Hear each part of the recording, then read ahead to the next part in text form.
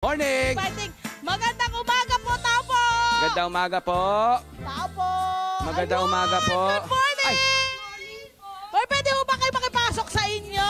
Ay, pwede po ba buksan yung gate natin kasi po yung mga camera namin hindi makakapasok. Pwede po ba natin? Yan! Yan! Welcome na welcome. Pangalan, Let's go, Kabarangay. Delia de Guzman po. Nanay Delia, pwede po pumasok. Ayan, makikiano na lang po kami, sapatos natin. Friend, halika. Eto tayo, dito Unas tayo sa kanyang bahay. Wow! Ayan. Uy, ang cute ng mga anak. Ayan. Graduate Ilan lahat. po ang inyong anak, ma'am? Ay, 5 po yung anak ko. Meron po ako ang anak sa una, isa Opo. lang po. Tapos dito po sa pangalawa, 4 po sila. Aba, 5 Kasi sila. yung kanyang unang asawa raw ay pumanaw. Oo. Ayun. Yan, Ayan, kumusta naman ho graduate kayo? Buhay, kahit ganito na mahirap, okay lang po kakayanin. Yes, Dahil dito ka, ma'am. sa mga anak po. Yun naman. At yun ang maganda ron pag meron kang rason para ba magpatuloy ng bonggang-bongga. Reason for living. Yes po, ma'am. Importante po yan, ma'am, ipagpatuloy para sa mga bata, para sa pamilya po. Yun, Tama. eto na, my friend. Tama. Bilang naaamoy ko na, pag-usapan na natin ang kanyang dish Ano na ba? pinagmamalaki. Buksan Ang natin pinagmamalaki. para sa kanilang lahat. Eto na! Wow!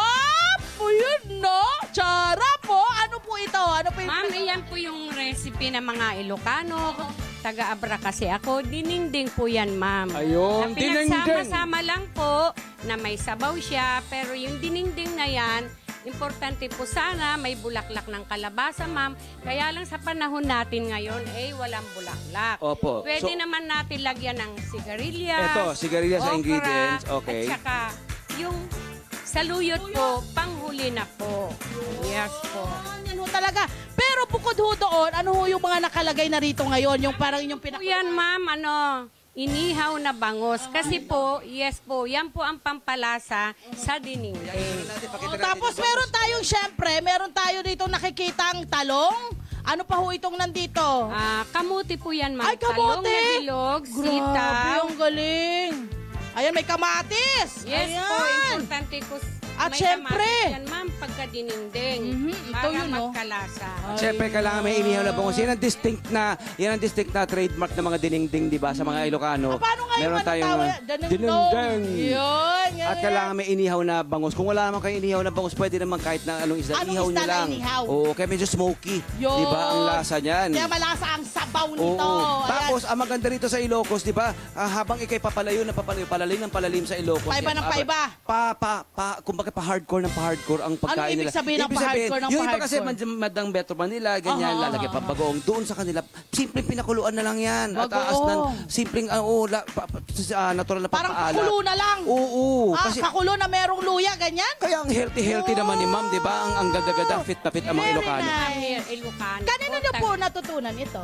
Ma'am, yan po kasi, nung maliliit pa kami, lagi ko nakikita sa nanay ko, na yan po yung linuluto niyang gulay. Kasi sa probinsya po, napakahirap. Pagdating po ng linggo, hinihintay lang po namin yung linggo, kasi yung mother ko po noon ay buy and sell. Nahantay namin yung araw na linggo para makatikim po kami Ng karne. Yes po. Very Kadalasan Filipino po, family. gulay. Gulay lagi po yung... Pero alam nyo, kinakain namin. nanay, I'm sure ngayon pinagpapasalamat nyo na yung kahirapan na yon ang nagtulak sa inyo para maging mahilig kayo sa gulay. Yes po, kasi Ito ma'am, ngayon. hindi po ako nakain ng mga karne, ng Yes. mga manok. Parang pang ganun po ang pagkain ko na, parang hindi ko na kaya lunukin. Kasi nasanay na lang ako sa gulay na pinakuluan ng bagoong, ganun po. Tapos may niyaw na isda, ganun po. Kanya-kanyang palasa naman yan. Yes. At di ba? Correct. Siyempre sa mga Ilocano, talaga asahan mo, Ito talaga na, meron ilalagay silang na yata ngayon puro ni nanay. gulay yan. Sige, lagay nyo nanay. Lagay ito. Lagay na yung sigarilyas. Sigarilyas. Yan. Sa mga- Pwede na rin natin Oo. isabay yung ampalaya at saka okra. Panghuli na po yung ating saluyot. Saluyot, kasi ano? madali lang pong lutuin. Para rin pala siyang Para rin pala siyang pakbet. my friend, no? Yes. Yung ating dinengdeng, Yes. yung mga ingredients. Yes, di Parang ba? ganun din pala siya. Kaya Ang naman pag husay. nakita mong ating mga kabarangay na Ilocano at mga Oo. taga-Abra, hindi ba talaga namang ang liliksi nila, Yes. ang lulusog, Yes. ang haba ng lifespan. Yun pa yung pinakamatindi Gulay lang doon. talaga, gulay Oo. lang talaga. Ngayon po, ano po ang pinagkakaabalahan nyo, Nay? Meron po akong maliit na pwesto diyan po sa Talipapa. Flea market po akong tawagin namin diyan. Ano po, mga gulay po. Yun, no? Dahil memorya niya yung mga gulay. Kumusta po ang kitaan naman? Sa ngayon po, ma'am, sa panahon natin ngayon, kasi mabakasyon na po, medyo matumal. Ganun no talaga, may friend, kasi yung mga nanay, baka tanghali na lang magluto, o dinner na lang kasi wala na, hindi na pumapasok. Ayan, so syempre, Kailangan nandito pakuluan na. natin yan. Oo, High kailangan heat pakuluan yan. ng husto. Mga ilang di ba? minuto po kapag kayo nagluto ng dinengdeng? 30 minutes lang po. Pagka marami po, 30 minutes, okay na po yun. Pero pag konti lang naman, sandali lang po yan pagka niluto. Ano po yung inuuna nyong ilagay? Kasi di ba ang daming gulay nito eh. Oo. Ano po yung inyong pagkakasunod-sunod? Ang kung kayo una po linagay po dyan, kamote, kasi matagal po Yes. lutuin yan. Okay, and then? Tapos sitaw, Uh-huh. sinunod natin yung okra at saka ampalaya. Ano po ang pampalasa natin? Natural na ano lang. Ano po, kasi mga Ilocano po, sanay na sila sa bagoong isda. Yun! Yun lang. Napaborito ko rin yun! Yun lang. Yun ang masarap. At syempre, ilalagay na niya ngayon yung ating dahon. Oh yeah, fast forward lang. Kunyari, ito yung kunyari po, napalambot naluto na natin dahil live tayo. Ilalagay na ni Nanay yung ating saluyot. Malapit na po maluto, ilalagay natin yung saluyot. Isang kulo lang po ito kasi madulas po pag na-overcook po siya. Pero ma'am, meron na pong nauna na panlaluto, pwede na po yan. Eto na, ang finished product. Tingnan nyo naman yan, no? Ayan, nilagyan pa natin ng ano eh. Meron yan ng lola ko naglalagay yan eh. Sigarilyas, inihaw na bangus Yung pa rin po. yung beans po. Meron kayong Ano nilalagay. yun po yan, patani? Yun! The best. Abay, friend, tikman na natin yan. Aba, Alam mo kailangan- namang kailangan hindi masa- natin tikman yan. Ayun, Kailangan may bowl ano tayo. natin. Ayan na. Oo. Ayan na. Higupin na natin ang sabaw. Ako, makasabaw lang, masaya na. O yan, fight! Doon ako sa sabaw. Fight! Bigyan mo ako ng sabaw.